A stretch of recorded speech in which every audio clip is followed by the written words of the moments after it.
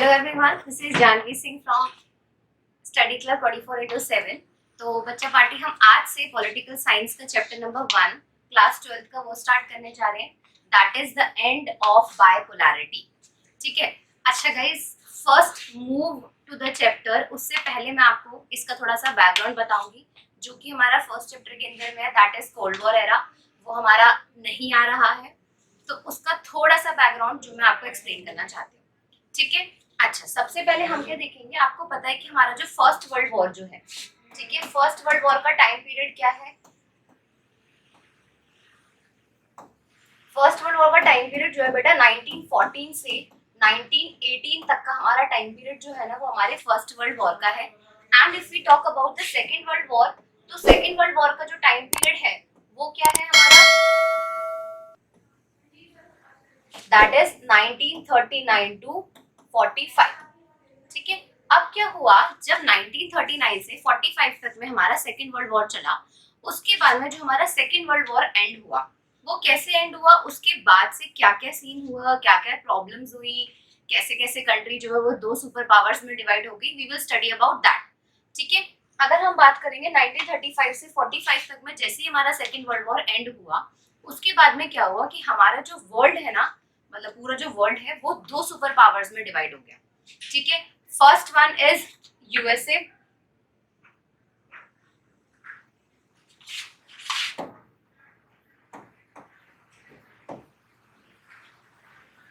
ठीक है, दो सुपर पावर्स थी, एक था यूएसए और एक हमारा कौन सा था? यूएसएसआर। ठीक है। अब जैसे हम यूएसए और यूएसएसआर के अंदर में डिवाइड हो गया, उसके बाद से क्या हुआ कि एक जो हमारा जो वर्ल्ड है, जैसे कि अगर हम बात करेंगे इस वर्ल्ड की, तो ये दो पोल्स है, एक ये वाला पोल और एक ये वाला पोल। ये वाला पोल जो था उसको हम क्या बोल देंगे? यूएसए बोल देंगे। ये वाला जो पोल था इसको हम क्या बोलेंगे? यूएसएसआर बोलेंगे। ठीक है। अब क्या हुआ, जैसे हमने देखा कि 1945 के बाद में जब दो वर्ल्ड जो पूरा का पूरा वर्ल्ड जो है वो दो सुपर पावर्स में डिवाइड हो गया था, that is USA and USSR. उसके बाद में जो हमारा एक वर्ल्ड है, दैट इज यूएसएसआर वाला जो ये वर्ल्ड है ना, इसको हम क्या बोलते हैं? सेकंड वर्ल्ड बोला जाता था। ठीक है। और यूएसए को क्या बोला जाता? फर्स्ट वर्ल्ड बोला जाता था।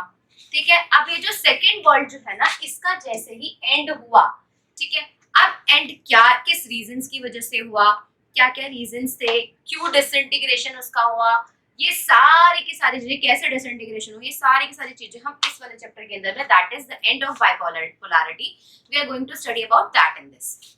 ठीक है। अच्छा, अब उसके बाद में एक क्वेश्चन आता है आप सबके दिमाग में, नहीं आता तो मैं भी फिर भी आपसे क्वेश्चन कर रही हूँ कि फर्स्ट वर्ल्ड के अंदर में हमने देख लिया कि फर्स्ट वर्ल्ड वाली जो कंट्रीज थी वो यूएसए के साथ में थी, सेकेंड वर्ल्ड वाली कंट्रीज हमने देखा कि जो यूएसएसआर के साथ में थी। अब क्वेश्चन क्या आता है कि हमारा इंडिया जो था, ठीक है, हमारा इंडिया जहाँ पे हम रह रहे हैं, प्यारा भारत हमारा, ठीक है, तो वो कौन से वर्ल्ड में था? तो इसका जो आंसर है, उसका जो वर्ल्ड है हम वो बोलेंगे वो है थर्ड वर्ल्ड कंट्रीज के साथ। ठीक है। अब ये जो थर्ड वर्ल्ड कंट्रीज के अंदर में ना हमारा इंडिया था, और भी बहुत सारी कंट्रीज थी, ठीक है, इंडोनेशिया, गाना, एक्सेट्रा एक्सेट्रा। ठीक है। तो there were so many countries with the third world countries. अब उसके बाद में ये जो थर्ड वर्ल्ड कंट्रीज थी, इंडिया ने क्यों थर्ड वर्ल्ड में ज्वाइन हुआ, ये भी क्वेश्चन आ रहा होगा आपके माइंड में। तो थर्ड वर्ल्ड के अंदर में इसलिए ज्वाइन हुआ क्योंकि इंडिया ने क्या बोला कि भाई हम पागल थोड़ी है, पागल इन सेंस कि अगर एक बात बताओ, हम फर्स्ट हमारा जो पूरा का पूरा 200 साल जो हम ब्रिटिशर्स के अंडर में रहे, ठीक है, now we got the independence, हमें क्या मिल गया? हमें इंडिपेंडेंस मिल गई। अब हम दोबारा से थोड़ी जाएंगे, अगर हम फर्स्ट वर्ल्ड के साथ में जुड़ जाते हैं तो we have to follow the rules of USA, and if we go to the second world तो हमें सेकंड वर्ल्ड के उसके रूल्स फॉलो करने पड़ेंगे। इंडिया ने क्या बोला कि अब हम सेकंड वर्ल्ड के अंदर में मूव ना करके हम क्या करेंगे? अपना खुद का वर्ल्ड बनाएंगे, क्योंकि हम क्या है? सोवरेन है, हम खुद के डिसीजंस ले सकते हैं। तो इसीलिए इंडिया ने क्या बोला कि हम थर्ड वर्ल्ड कंट्रीज के साथ में जाएंगे, ना कि हम फर्स्ट वर्ल्ड में, ना ही हम सेकंड वर्ल्ड में। जिसको क्या बोला गया? जिसको बोला गया नैम, NAM, नैम। नैम का मतलब क्या होता है? Non aligned movement. ठीक है। इंडिया ने इस चीज को ध्यान दिया कि हम नैम बनाएंगे अपना, जिसके अंदर 5 कंट्रीज ने मिलकर बनाया था। ठीक है। और इंडिया ने क्या बोला कि हम अपना नैम बनाएंगे और हम थर्ड वर्ल्ड कंट्रीज के साथ मूव करेंगे। ठीक है। So this is the whole thing. Bipolar world है। बाइपोलर मींस एक पोल पे हमारा फर्स्ट वर्ल्ड है, सेकंड पोल हमारा जो है वो हमारा यूएसएसआर है। तो अब हमारा जो यूएसएसआर जो हुआ था, इसका एंड जब हुआ, इस पोल का एंड जब हुआ, ये वाला जो एंड ऑफ बाइपोलैरिटी, वो हम इस चैप्टर के अंदर में पढ़ने वाले हैं कि कैसे कैसे एंड हुआ, क्या क्या रीजंस रहे हैं, वो सारा। उसके बाद में क्या हुआ है वो हम आगे अलग अलग चैप्टर्स में पढ़ेंगे, ठीक है। तो हमने क्या देखा कि सबसे पहला जो बेटा आपकी बुक में भी, एनसीईआरटी की बुक में सबसे पहला जो दे रखा है ना, वो क्या दे रखा है, बर्लिन वॉल के बारे में डिस्क्राइब कर रखा है। We will study about that. तो बर्लिन वॉल जो है ना बेटा, उसने क्या कर रखा था, उसने ना कैपिटलिस्ट वर्ल्ड को है ना, और कम्युनिस्ट वर्ल्ड को क्या कर रखा था, डिवाइड कर रखा था। अच्छा, व्हाट इज बर्लिन, है क्या ये, कौन सी कंट्री, क्या है ये? ओके, बर्लिन जो है वो क्या है, जर्मनी की कैपिटल है, ठीक है। अब इस बर्लिन को क्या करा था, इस बर्लिन को ना ईस्ट वर्ल्ड में, ईस्ट बर्लिन और वेस्ट बर्लिन में क्या कर रखा था, सेपरेट करके रखा था, ठीक है ना। बीच में क्या बनाई थी, बहुत बड़ी सी वॉल बना दी थी। अगर ये वाला वेस्ट बर्लिन है तो उधर वाली साइड का हमारा क्या हो जाएगा, ईस्ट बर्लिन हो जाएगा। इन दोनों को क्या कर रखा था, डिवाइड कर रखा था, बीच से एक वॉल थी इसमें बहुत बड़ी सी, जो कि कितनी बड़ी थी, 150 किलोमीटर लॉन्ग थी। कब बिल्ड हुई थी, 1961 के अंदर में बिल्ड हुई थी। उसके बाद में ये जो डिवाइड कर रखा था, ये कैपिटलिस्ट वर्ल्ड और कम्युनिस्ट वर्ल्ड। अब क्वेश्चन क्या आता है बच्चे हमारा, कि कैपिटलिस्ट और कम्युनिस्ट वर्ल्ड होता क्या है। बच्चे देखो, जैसे हमारा यूएसएसआर था और हमारे एक साइड पे यूएसए, ठीक है। अब यूएसए की जो आइडियोलॉजी थी, यूएसए की आइडियोलॉजी थी कैपिटलिज्म, ठीक है। और हमारा जो यूएसएसआर था उसकी आइडियोलॉजी थी socialism, that is you can also say communist, ठीक है ना। कम्युनिज्म उसकी आइडियोलॉजी थी। अब इन दोनों में डिफरेंस क्या था, कैपिटलिस्ट जो आइडियोलॉजी थी उसमें क्या था, फ्री मार्केट, ओपन, ठीक है। और अगर आप बात करोगे कम्युनिज्म की, कम्युनिज्म और सोशलिज्म का मतलब, उसके अंदर में क्या मीनिंग था, उस आइडियोलॉजी का मतलब क्या था, कि जो जितने भी गुड्स होंगे वो क्या होंगे, स्टेट कंट्रोल होंगे। अब एक साइड पे यूएसएसआर के अंदर में क्या हो रहा है, स्टेट कंट्रोल चीजें हो रही है सारी की सारी, मतलब गवर्नमेंट मैनेज करेगी सारा, ठीक है। वो वेलफेयर के लिए, एगैलिटेरियन सोसाइटी को मेंटेन करने के लिए करेगी। और दूसरी साइड पे आप क्या बोल रहे हो, कम्युनिस्ट वर्ल्ड है, यूएसए वाला कम्युनिस्ट वर्ल्ड है। अब वो कम्युनिस्ट वर्ल्ड के अंदर में जो भी वर्क्स हो रहे हैं वो किस बेसिस पे हो रहा है भैया, वहाँ पे ओपन मार्केट है, वो ओपन मार्केट की वजह से सब कुछ आराम से हो रहा है। वहाँ पे स्किल्ड बेस्ड जो बड़े बड़े हायर लेवल वाले जो लोग हैं, जो काफी अच्छे खासे स्किल्ड है, वो अच्छी खासे अपना अर्न कर रहे हैं, तो क्या वहाँ पे ओपन मार्केट चल रही है, ठीक है। अब ऐसे ही क्या करा इन्होंने, जो जर्मनी था उसको ना डिवाइड कर दिया। जर्मनी के अंदर में जो कैपिटल थी दैट इज बर्लिन, और बर्लिन के अंदर में वॉल जो बनाई गई है उसको क्या बोला गया, कैपिटलिस्ट और कम्युनिस्ट वर्ल्ड बोला गया, कि एक साइड में कैपिटलिस्ट वर्ल्ड और एक साइड में हमारा क्या है, कम्युनिस्ट वर्ल्ड, ठीक है। अच्छा, ब्रोकन ऑन कब टूटी थी, 9 नवंबर 1989 को इसको तोड़ा गया। क्यों तोड़ा गया, इसके रीजंस जो हैं, इसके रीजंस ये भी हैं कि अब क्या हुआ, जो ईस्ट बर्लिन था और वेस्ट बर्लिन था ना, ये दोनों तो अलग अलग साइड पे थे। Suppose this is West Berlin and this is East Berlin. अब ये ईस्ट बर्लिन वाले जो थे ना, इनको क्या प्रॉब्लम, उन्होंने देखा यार वेस्ट बर्लिन तो काफी ग्रो कर रहा है ये, और ये जो वेस्ट बर्लिन है किसकी साइड में, यूएसए की साइड में। उन्होंने देखो ये तो काफी अच्छा ग्रो कर रहा है, डेवलपमेंट यहाँ पे बहुत बढ़िया सी हो रही है। अब ईस्ट बर्लिन वालों को आ गया गुस्सा, उन्होंने कहा कि नहीं, हमारे यहाँ तो इतना अच्छा खासा डेवलपमेंट हो नहीं रहा है। वैसा नहीं बोल रहे डेवलपमेंट बिल्कुल भी नहीं था, डेवलपमेंट था उनके यहाँ पे भी, ठीक है। लेकिन वो ईस्ट बर्लिन वालों को क्या होगा कि नहीं भाई, ये तो डेवलपमेंट तो इनका बहुत ज्यादा हो रहा है, हमारा डेवलपमेंट कैसा हो रहा है, हमारा तो कम हो रहा है। अब वो आगे गुस्से में, तो ईस्ट बर्लिन और वेस्ट बर्लिन के भाई लोग आए और एकदम से सामने सामने खड़े हो गए, and they started breaking the wall. अब ये वॉल कितने साल तक में खड़ी रही, ये 28 ईयर्स तक में ये वॉल जो थी वहां पर खड़ी रही, 28 ईयर्स। आप बुक में पिक्चर देखोगे तो आपको दिखेगा कितनी बुरी तरह से ना लोग जो है बिल्कुल तोड़ने पे आ रहे हैं उस दीवार को, मतलब उनका ऐसा होगा कि हमें नहीं जरूरत है हथौड़े वथौड़े की, हम हाथ से तोड़ देंगे, लाइक दैट, ठीक है। हाँ, तो मैंने आपको बता दिया कि 1961 में ही बिल्ड हुई थी। सो बेटा, अब ये जो बर्लिन वॉल है आपको बुक में पढ़ाए क्यों हुए, क्वेश्चन भी आते हैं भाई, क्यों नहीं पढ़ाएंगे, क्योंकि यही एक रीजन ऐसा बोला जाता है कि this is the only reason जिसकी वजह से हमने क्या देखा था कि हमारा जो यूएसएसआर का डिसइंटीग्रेशन था ना, वो फर्स्ट पॉइंट ऐसा था, जब फर्स्ट हम बोले ना इंसिडेंट हम बोल सकते हैं, तो वो इंसिडेंट ऐसा था, बर्लिन वॉल का ब्रेक होना, ये एक फर्स्ट इंसिडेंट था जहां से हम कह सकते हैं कि बिल्कुल धीरे धीरे करके यूएसएसआर का डिसइंटीग्रेशन स्टार्ट हो गया। बच्चे देखो, मैं आपको ये नहीं बोल रही, एक बार कभी कभार ऐसा भी होता है कि बहुत सारे इंसिडेंट्स ना हो जाते हैं, धीरे धीरे धीरे धीरे धीरे करके बहुत सारे इंसिडेंट्स हुए हैं, ठीक है। बैक में 1989 से पहले बहुत सारे इवेंट्स हुए हैं कि जो रीजंस बने हैं कि यूएसएसआर का डिसइंटीग्रेशन से। पर एक होता है ना कि एक मेजर पॉइंट आया था कि इस पॉइंट के बाद सब सारी चीजें क्या हुई है, ब्रेकआउट हुई है, सारी खराब होती गई है। ये रीजन जो है बर्लिन वॉल का, इसी वजह से आपको पढ़ाया गया, ठीक है। तो अगर आपको क्वेश्चन भी आता है कि what are the reasons behind the disintegration of USSR और सोवियत यूनियन, तो आप उसके अंदर भी वाला रीजन भी लिख सकते हो, दैट इज बर्लिन वॉल। ठीक है, now move to our chapter. तो अब हमारा चैप्टर की अगर हम बात करेंगे तो हमारा चैप्टर जो है दैट इज, इसके अंदर में फर्स्ट टॉपिक क्या आता है, what was Soviet system.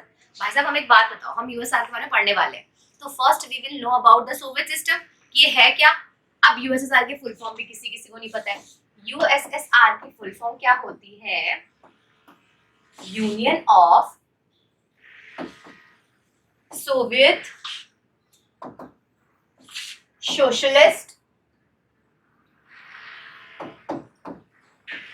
Republic. ठीक है, this is the full form of USSR. ठीक है, union of Soviet socialist Republic. ठीक है, अच्छा अब हम यहाँ से स्टार्ट करेंगे। The union of Soviet socialist Republic came into being after the socialist revolution in Russia. बेटा आपने ना अपनी पुरानी क्लासेस में पढ़ा होगा सोशलिस्ट रेवोल्यूशन के बारे में, जो कि हम यहाँ पर डिस्कस नहीं करने वाले हैं क्योंकि आप ये पढ़ चुके हो पहले ही। जिसने नहीं पढ़ा है वो जाके पढ़ो, उसके बाद में ही उनको ये वाला चीजें जो यूएसएसआर का कैसे इंटीग्रेशन और यूएसएसआर कैसे बना है वो समझ आएगा।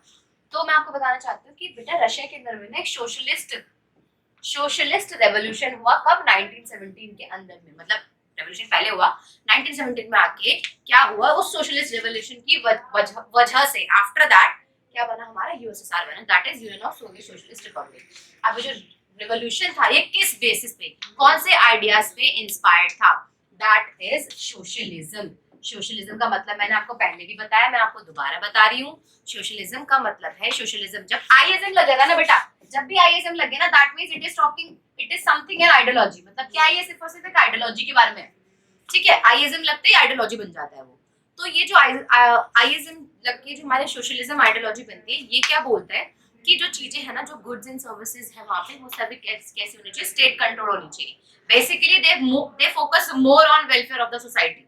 लाइक दे वांटेड कि भैया कैसी सोसाइटी हो वहां पे, इगैलिटेरियन सोसाइटी हो, that is egalitarian society. They expect that कि इगैलिटेरियन का मतलब क्या होता है, अब इगैलिटेरियन का मतलब होता है सिंपल कि इक्वल होना चाहिए। मतलब अगर वहां पे हर एक इंसान को एम्प्लॉयमेंट मिलनी चाहिए, हर बच्चा जो है पढ़ रहा हो, ऐसा नहीं है। अब आप प्राइवेट इंस्टीट्यूशंस की बात कर लो, प्राइवेट जो दैट इज कैपिटलिज्म, वहां पे भैया जिसके पास में पैसा होगा वो स्कूल में बच्चे को एडमिशन करा सकता है, अब जिसके पास में नहीं होगा वो नहीं करा सकता है। तो अगर हम बात करेंगे सोशलिज्म की, तो सोशलिज्म के अंदर में ये बात कर रहे हैं कि उसके अंदर में सब बच्चों का क्या है, वेलफेयर की बात होती है, और वो इगैलिटेरियन सोसाइटी पे बेस्ड होता है। और ये किसको अपोज करता था, कैपिटलिज्म को ये अपोज करता था। ठीक है, अब सेकेंड वर्ल्ड वॉर के बाद में क्या हुआ, अब पूरा का पूरा वहां का there was a change in the economic and political system of the USSR. अब जैसे ही सेकंड वर्ल्ड वॉर हुआ, एज आई टोल्ड यू, क्या हुआ, पूरा का पूरा इकोनॉमिक और पॉलिटिकल सिस्टम जो है यूएसएसआर का वो बिल्कुल डिफरेंट हो चुका था।